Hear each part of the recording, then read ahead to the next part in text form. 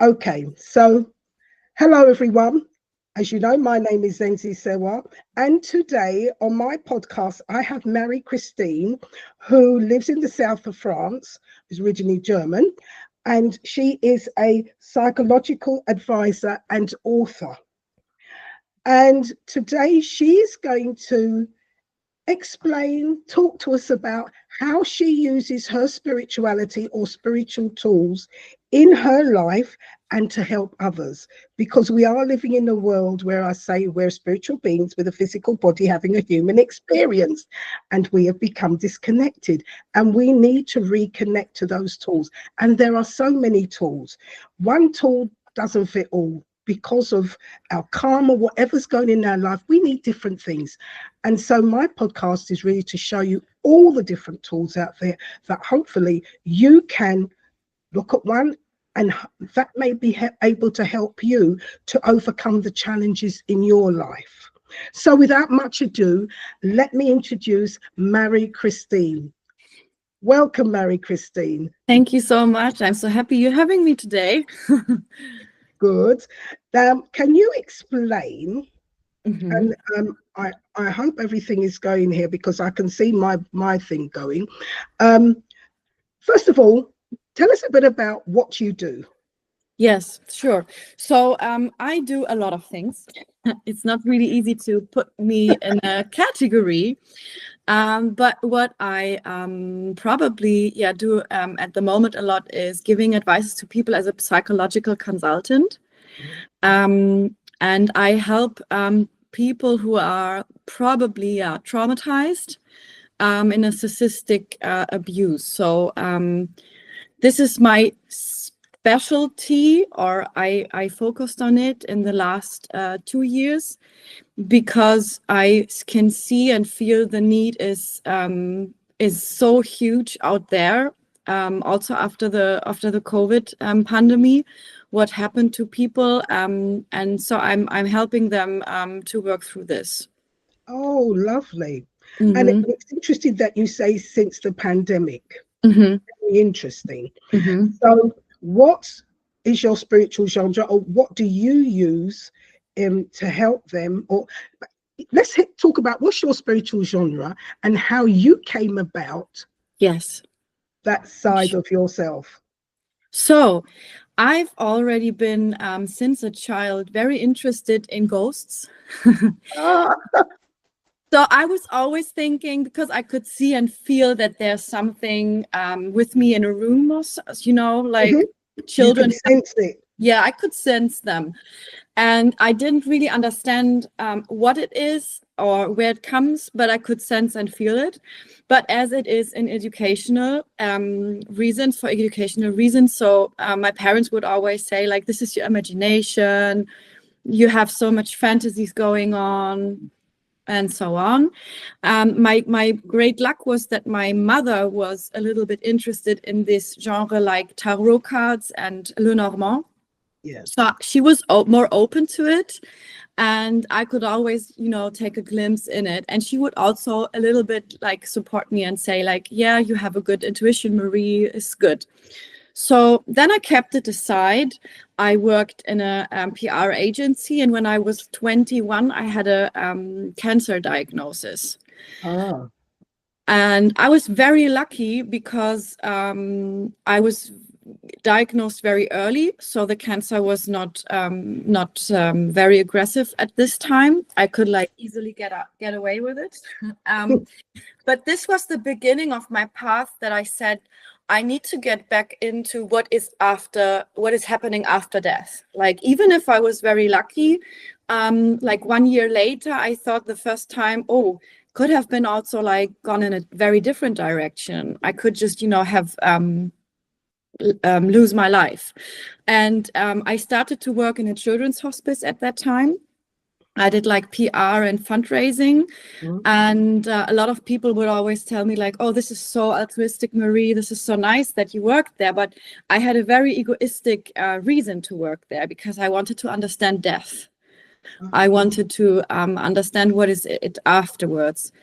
And and then I started to read a lot of spiritual books. I went to India I worked with a yogi, and I discovered a lot of spirituality, but also toxic spirituality.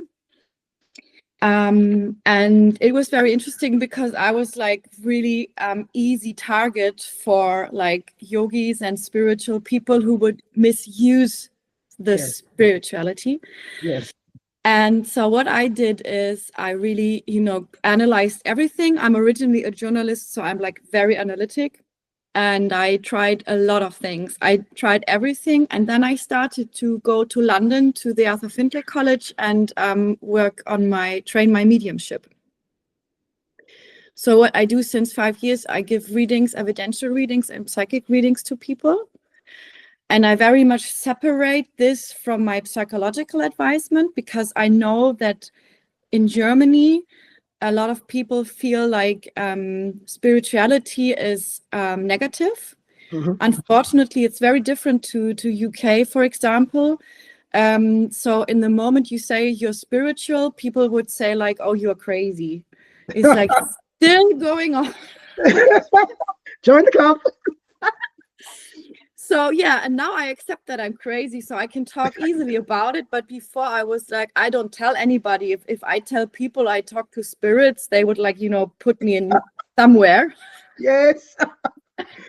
But what I found out now is, as I have been really analyzing toxic spirituality and toxic relationships, I can very much differ. I can feel the difference, and I can also talk about the difference. So a lot of people trust me because that they know I'm very I'm not crazy, and I did a lot of evidence. So my aim is to really bring people back a little bit to their intuition. It's just a different word to spirituality, that they believe in their gut feelings again, like you know. So this is like a little bit my my way of working with them. Mm-hmm. Lovely. Yeah, when you said I think we're now living in an era, in the last 10-15 years, people are coming more out with this word spirituality. And a lot of, not just the older ones, the younger ones are starting to awaken to there is something else there, and it's not all bad. Yeah. And what I found very interesting in what you just said is not just your journey from a childhood, what about ghosts and energies, but also the fact about you went to India and you not only felt good spirituality, for want of a better word, and negative spirituality. And this, I'm so glad you brought up, because people, and this is why people think spiritual, you're crazy, because it has been used in the past in such a negative way. It's clouded the whole thing. And now we're coming into a realm where we realize there is good and bad in everything. There is positive and negative in everything, in our food, in human beings, and in everything. And I'm glad you came across this in India. You've said it here, and I'm hoping our readers will realize there is good yogis, or yogis who use spirituality in a positive way, and those who use it in the negative way. And this has always been the case since the beginning of time, but we're never realizing it. So thank you so much for that. Yeah. And thank you so much as well for bringing out, and I think when we had the lockdown with COVID, it brought up so much that I don't think that there are those who thought it was used for control, but it also awakened a lot of us, and it awoke a lot of things in us that's made us stop and look. And as you say, this narcissistic behavior, it made us stand still. Yeah. It made us quiet. It made us look, it forced us to look and observe. So thank you so much for that. Now, what I would like to say is, how do you use that within your work, and what results are you getting from that? So when I give evidential readings, it's the most powerful thing that I can do, I would say.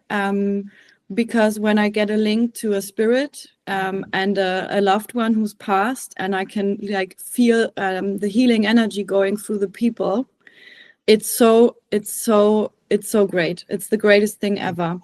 Yes. Yes. For me, okay, it's a job, but I really do it with my heart. And I feel like it's the most important thing to give people evidence that there is something after life. And that is also important that they hear that, for example, somebody didn't suffer or somebody is still with them. Because a lot of people also, I realize, feel the spirits, but they are also very much educated by, oh, this was just the wind, or Yes. this can't be true, you know.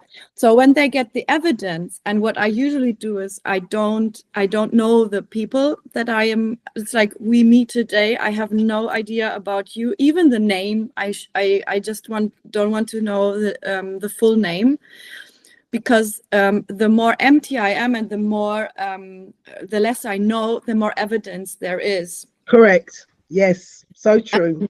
Yeah, and so in this case, I'm like very strict also with myself, because I don't want to lie at myself, because the reason why I went through it was because I really wanted to be sure that there is something after life. Yes.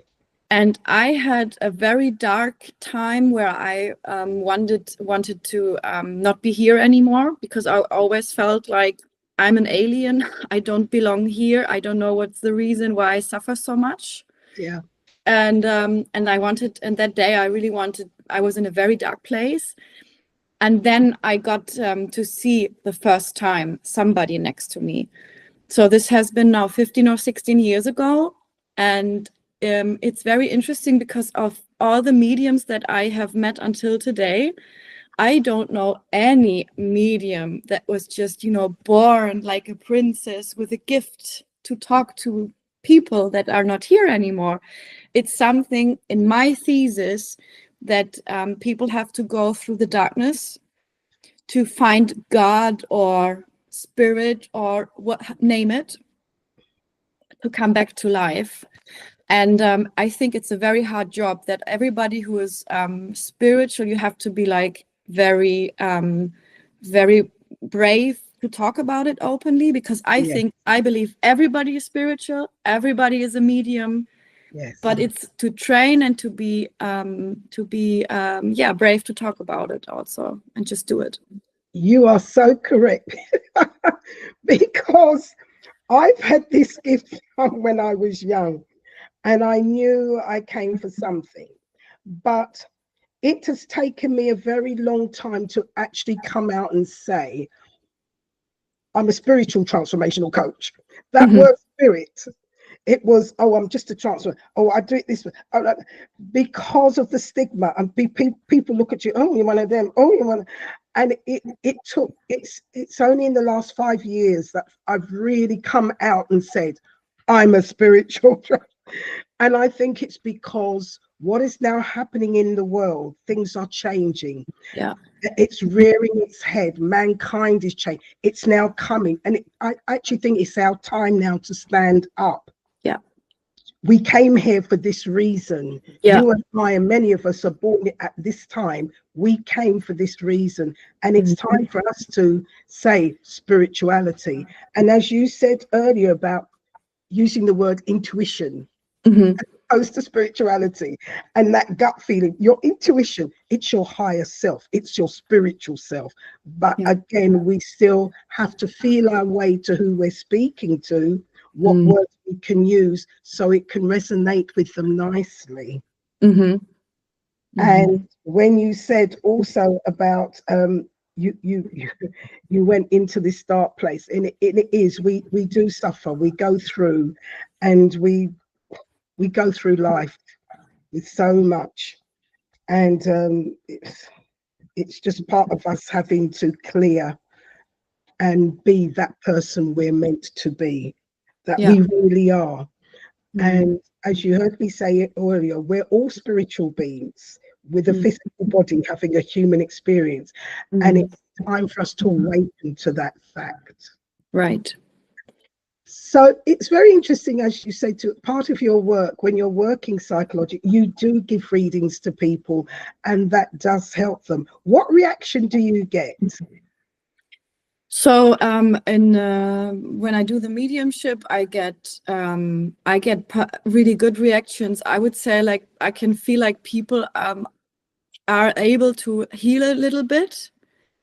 And it sounds a little bit strange, but I'm always very happy when I feel like somebody who is still not really sure if it's really that this person, I get an evidence that is so clear that I get the feeling like emotions coming out. So when I help clients to get in their emotions, and I also have, like, you know, male clients who are not very good with their emotions, and I get an evidence, and sometimes it's like my readings are the longest 1 hour, and sometimes there's nobody coming through also, you know, but it's like, but still I feel like people like us, we hold a space. It's already like we are there. And we also, I have to really say, I'm not an angel, but I love people, and I want to create a safe space. Yes. And I know a lot of coaches and a lot of also spiritual people who are in what they do very good, but there's not the feeling with it. It's like different. Like, first of all, sometimes they are still working on their own trauma or their own things that they are projecting on. So my teacher in London once said, and that would be the most important thing for me, is like, you are working through your whole life, your own trauma, not only for yourself, but also to become the best vessel as a medium, but also as a psychological advisor. Because when I work with clients and they have been in a, let's say, toxic family, I also need to be very neutral, because I don't want to be in my problems or in my trauma. So I'm working on this, not only for myself, but for everybody around me. You're very right. Excuse me. As we go through this life, what happens is that each person we work with, or we see, or we're trying to help, we also have to remember, I myself look at, well, what happened to me? Is this me? This is not me. Mm-hmm. Maybe a reflection of me that I'm bringing out. But it's a continual effort. It's a continual challenge working on yourself. It's never ending. So we're continue looking at ourselves, continue working on ourselves, and at the same time trying to help other people, and having to be aware, is this me or is this them? And it is to do with feelings. You sometimes say, I'm picking this up. Is it me? Is it them? No. And sometimes it's not them, it's somewhere else. And you're asking, why am I picking this up? Where is this coming from? Yeah. It's a wonderful thing. You know, it's a wonderful thing that we can do. Yeah. And it's changing us in our life and helping us to heal and us to realize things, but also that we can help others. Exactly. And this is so great, and this is so wonderful. Yeah.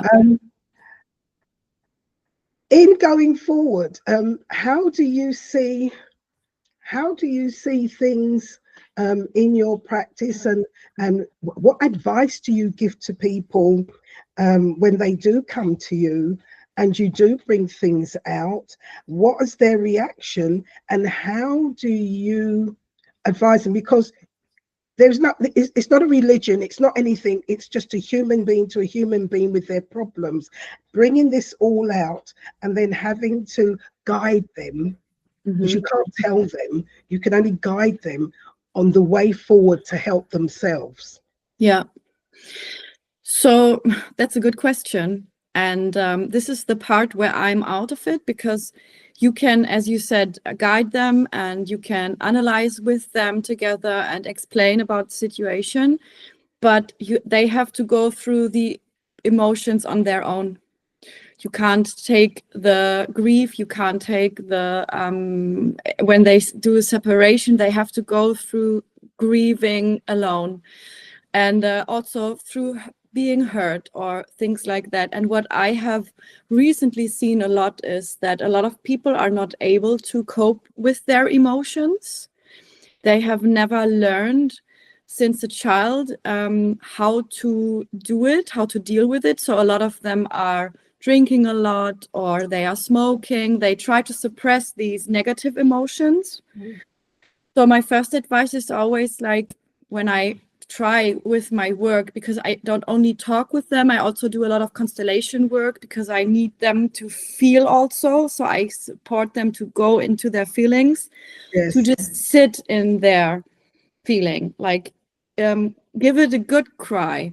Don't apologize for crying. Just go out of the situation and do cry. Don't just, again, not cry, because a lot of people I have seen is very restricted on themselves. They don't want to cry. They don't want to be loud. A lot of women, it's always the same. They are too loud. They are being too pushy, to this, to that. In Germany also, I think in the south of Europe, it's very different. Like, women can be a little bit more open and also loud. I always compare these cultures, because I have this very strong feeling that German culture is very strict again, and not only on women, also on men. So what I advise is, go through your emotions and know and trust that there will be a better time. But, and this is also where I come back through the COVID pandemic. Now I believe that everybody needs to face the emotions. Before, it was always possible to just, put everything under the carpet. I think now, also in relationships, it's not possible anymore. It's like, it will come through, and if it's coming hard, and sometimes it's also showing in physical symptoms, and this is not good. Yeah. So No. Yeah. What I find interesting also is you said that quite a few men come to you, and there's a difficulty. What do you find with the men? How are you managing? Because, as you said, culture tells men have to be strong. Men don't cry. Men have to do, and they have feelings like everybody else, and they need to cry, and they need to face their feelings.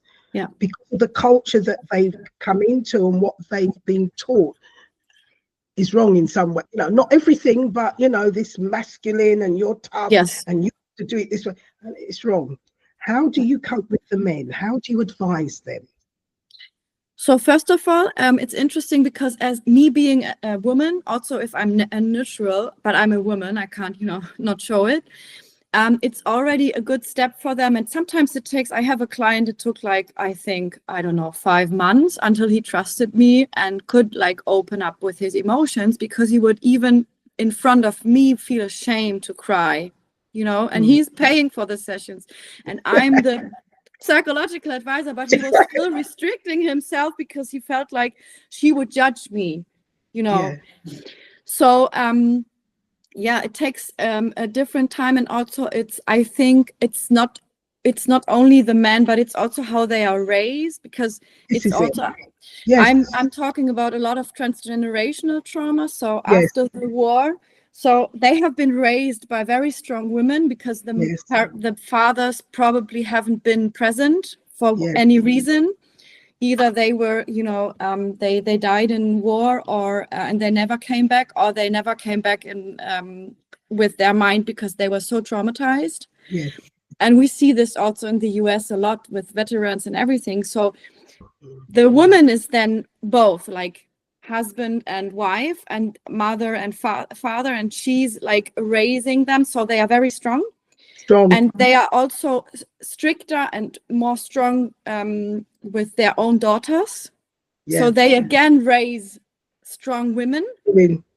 Because they're told that they have to be strong. They're told that your father's not here or whatever. You're the man of the family. You've got to hold it. We really have to look at how we educate our males. Yes. And I like what you've just brought out, is that if the male is missing from the family, it is the woman now who has to play male and female, and she then brings them up strong.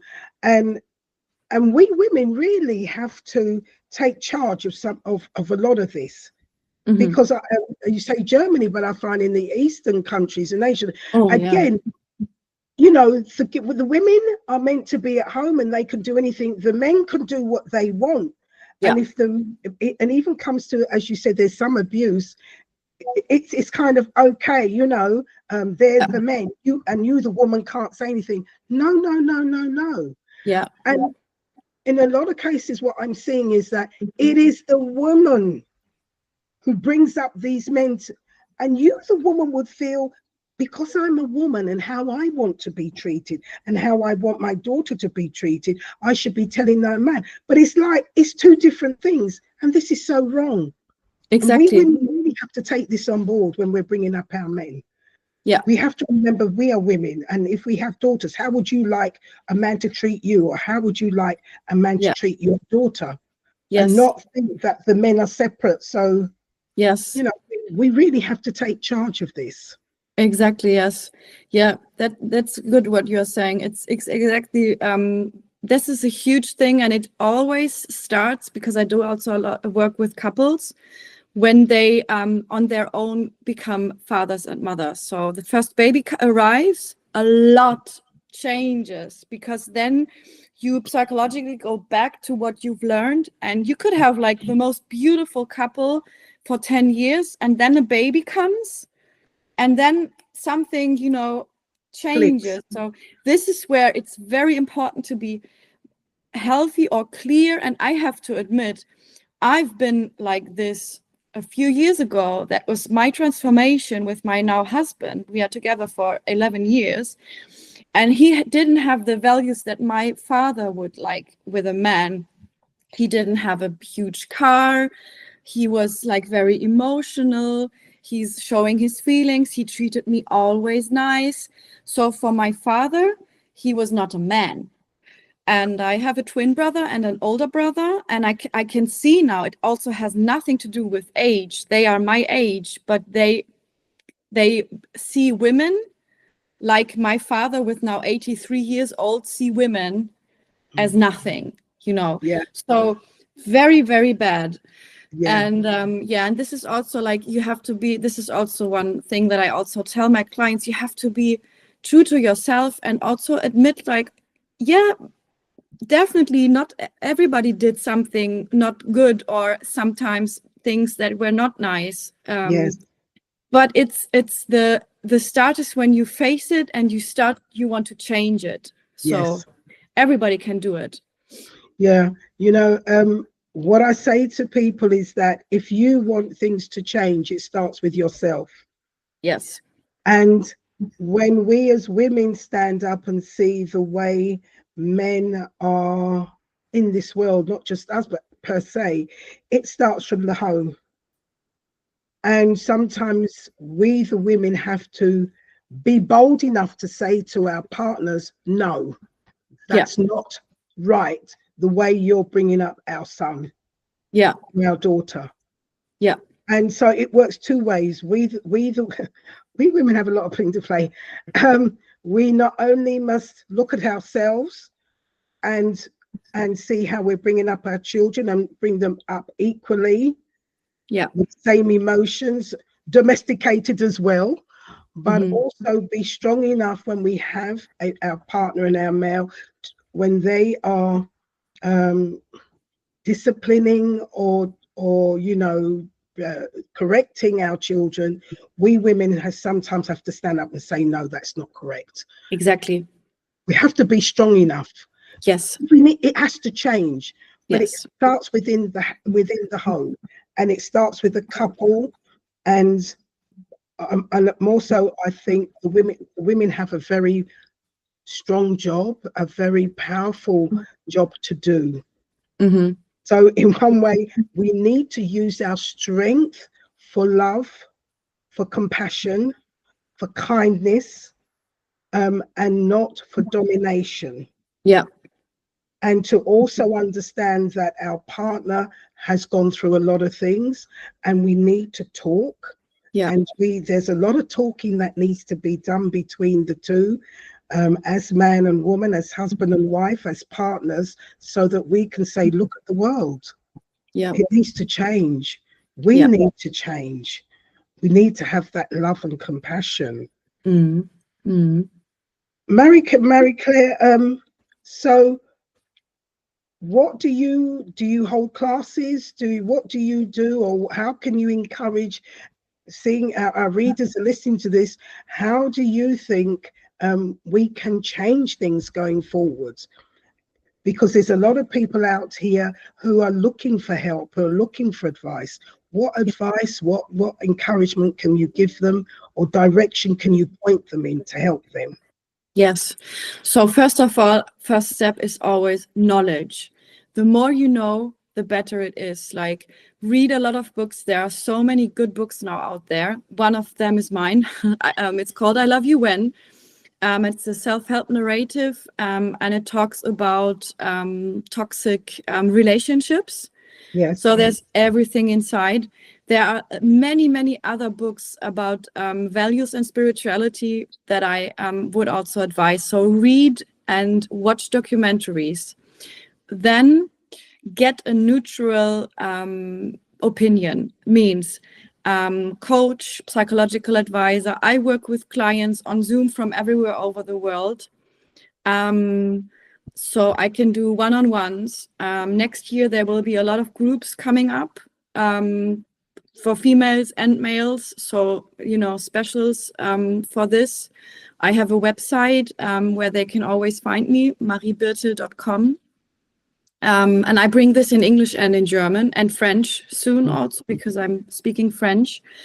So this is something that is very good also to do. Like, you need somebody from outside to help you how to, get into it.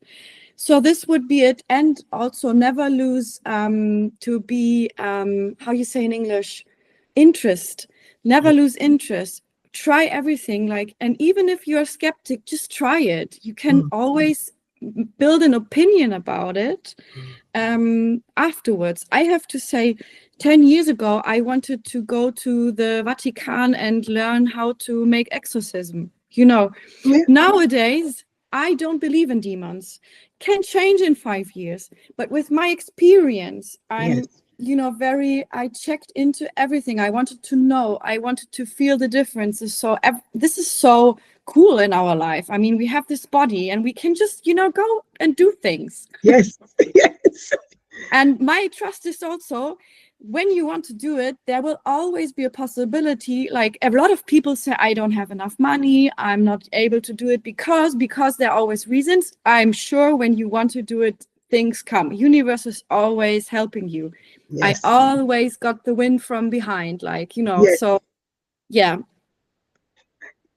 You're absolutely correct. When you want to, and as you said, and I say to people, read widely. Even when I give out my podcast, I say, don't just listen to what I'm saying.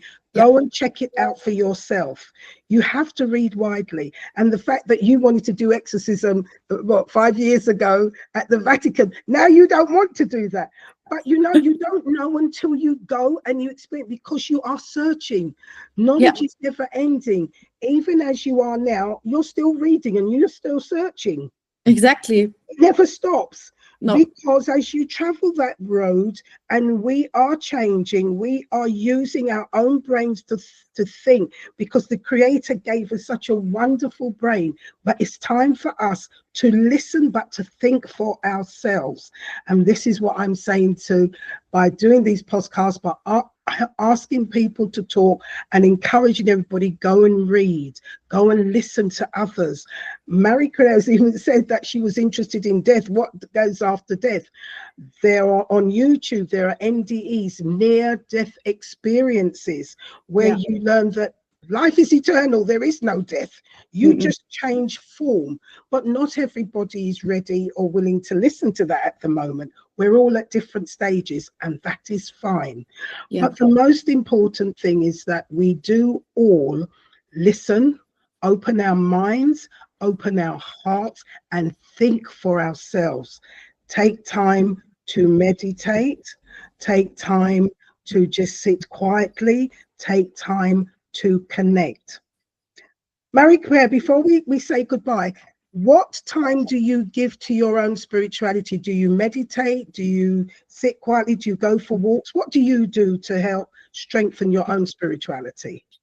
So for me, meditating is not easy because I have a very chaotic mind. Mhm. I create a lot good feelings or build up my my energy when I walk outside. And I love water, and I'm very lucky because I live very close to the sea.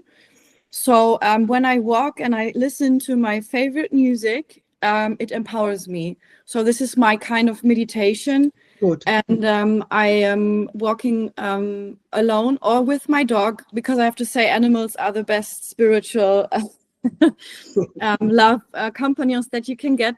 So yes, that's what I do. Mm. Very good. Yeah. And I'm so glad you said that, because there are so many different ways people can strengthen their spirituality. And as Mary-Kay was saying, my mind works sometimes as well, you know. So yes, I do meditate, but sometimes I go walking, being in nature. I sit in my garden. I've got lots of plants, but I like to be in nature, in greenery, and I talk. And I love the sea.